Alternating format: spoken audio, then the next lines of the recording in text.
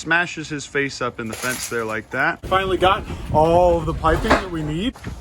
Whoa. Picking up our first international intern. One of these, you see that? They literally dug out from under the house.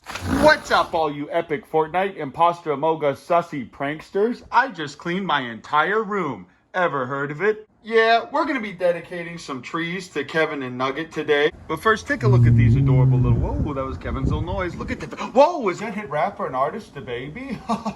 Wow. Yeah, the ducks have been free ranging for 3, 4, 5 days now, and they love it. They're doing really, really well, and I'm not gonna let them go back into the coop and just be locked up in there because they love this place. This is where they lay their eggs, and they're very, very happy. But also, Mom, I cleaned the incubator room, as you can see here. These little guys should be hatching any day now. The chickens have been free ranging, and it's at a point where they don't destroy the grass, and I'm very, very happy about that. The rest of the house is completely clean, so I'm gonna slowly start moving things over to the Waicho house. I have Poggers and Queen loaded up in the bus right now because they literally dug out from under the house. Isn't this fun, guys? Look at that. That's fun. Queen is an absolute stinker. She really likes to dig out from under places, even when she has ample supplies of food and water. Kevin still attacks me per usual, and nothing really changes there. He likes to attack the fence first. I like to let him open it, and then that's what he does. He just kind of smashes his face up in the fence there like that.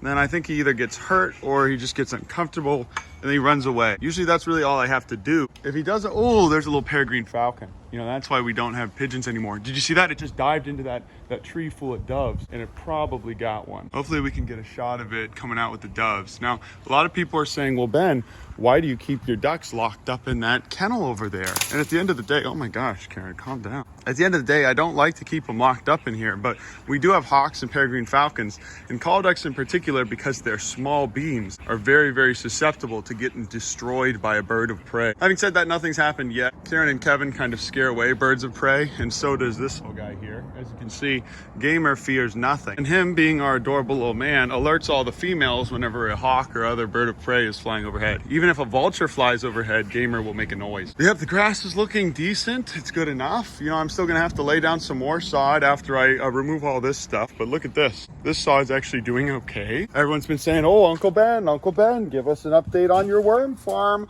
Well, would you looky there? There's still some there, but there's not as many. I don't know what's going on. I think that they're maybe running out of food. What's cool though is the more moldy food we get, the more food they'll have. I've been letting Vinny free range again, and she likes to hang out back here underneath the barn. No animals or birds of prey can get to her if she's underneath this barn or underneath these trees. It's just a really bad angle for them. Matter of fact, the majority of this yard with the high fence and everything else in the house, it just is a really bad angle for things to get in here. So that's why that peregrine falcon actually preferred to dive into that tree over there, as you saw in the video, as opposed to diving for these adorable little cute tasty morsels. Look how precious these little creatures are. Today we're not going to be sparring with Kevin or grabbing chicken. We're actually going up north of Dallas so that we can get some new pipes. This is going to finish the piping that we need for the gate and everything else. Karen, excuse me.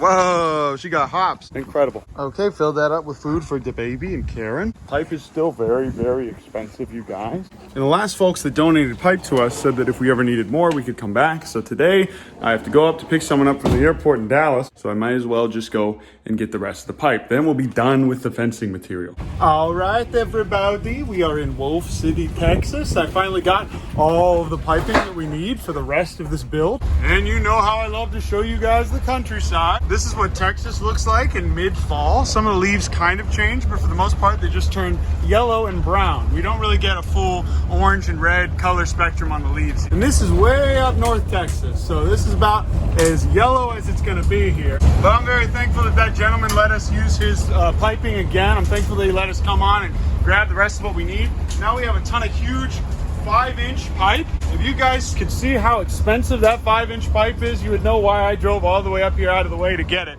We're trying to build one of those. We're trying to get a big archway, like one of those, or like one of these. You see that? I'd like to get a humble little version of one of those up at the front. That way it looks all cute and nice when people are going back into the pumpkin patch or into the area where all the animals are. Now that we have some friends that can weld, getting all of this 5-inch pipe, and then I also got some 3-inch pipe, is not going to be that hard to weld. And it was all free. This stuff alone would be a couple $1,000s by itself. What do you think, guys? Well, we got it to look like that. Wouldn't that be neat? Rural living really is supreme. All right, everybody. Right now, I'm picking up our first international intern for the urban rescue range in this nasty cesspool that is the Dallas airport. Super Idol 的笑容都没你的天白云正午的阳光都没你耀眼 Taxi! Wow, I need a new car. I now officially am not going to be driving this thing anymore. I told myself whenever this hits $100 per trip to the gas station, I will get myself a real vehicle. That is a $100 receipt. So now we get to start looking for real cars, guys. I'm still going to keep this as our farm truck, but I am not doing long distance trips ever again. Good morning, everybody. It's a new day, and boy, am I excited to show you this. We have all the pipe we need, so I'm going to go ahead and drop this in the back field. As you can see, this is still all a process. I'm still working on cleaning things and fixing the fencing over there. Woo! But all this land is now cleared, and it looks wonderful. You can see here, this is our archway, the gate. I'm actually probably going to get rid of these pipes. Ooh, wow, those are little. Don't you feel stupid? As you can see, all the grass is coming back, which is wonderful. And this post is level, but this one is not. Don't you feel a little ashamed? We're considering just going ahead and either ripping this out and then putting in the new ones. We have all these other pipes as well. But I also got all these 5-inch boys, these 4.5 inch. These are big boys. Man, these are not easy to move. All right, guys, this is it. We have about 60 feet of 3-inch pipe, and then we have,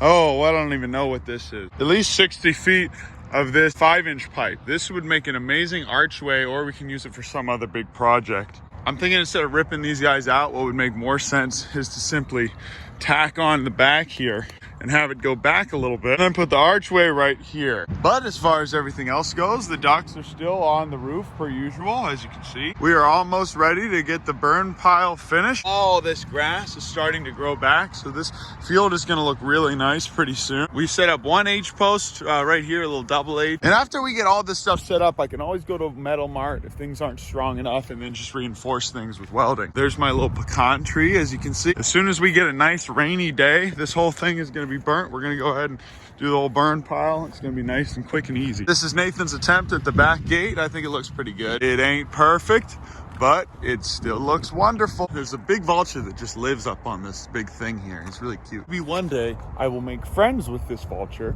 and name him. This is our other gate though, just in case we need to go ahead and continue moving stuff back in that direction if we are able to get that land. It would be cool to be able to open up grazing into the woods. My dream would be to have a wooded pig pastured area so the pigs and the other animals can go into the woods, and we let them take care of the earth. They clear out all the trash trees, they clear out all the bushes, the vines, the poison ivy, and then what's left is a really cool cleared out forest area that's the way God intended it to be. Some of these trees are invasive anyways, and they're all really, really weak and trash. But check this out, guys. There is grass growing everywhere, and that's the beauty of Bermuda grass. You knock this stuff down and then it just reseeds and comes right back. In the last video, we cleared all the trash from this area. I'm super happy about that. We had a bunch of volunteers come out. There's still a little bit here and there, but it's not that bad. And the only other thing I can show you, other than the animals back there walking around, and pretty soon Kyle is finally going to be reunited with his sibling, is our new gate here. This is our very big gate. We technically could drive a car through this. I'm gonna go ahead and get one of those big swinging boys from Tractor Supply, and then I'm gonna go ahead and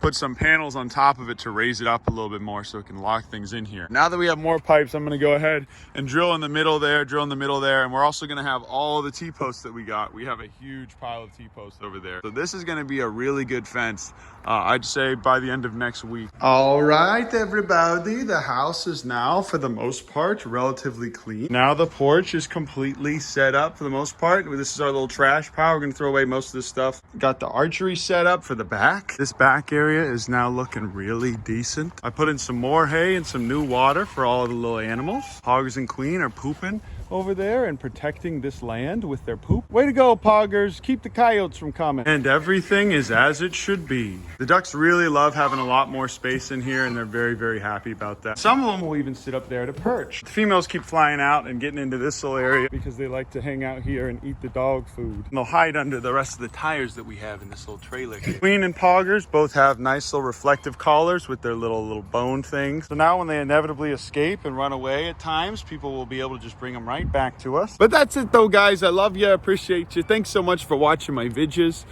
Thanks for being here from the beginning. We have really come a long way since the year and a half ago when I was doing this in my apartment. I love you guys all so much, and I appreciate you. No, I almost forgot to tell you.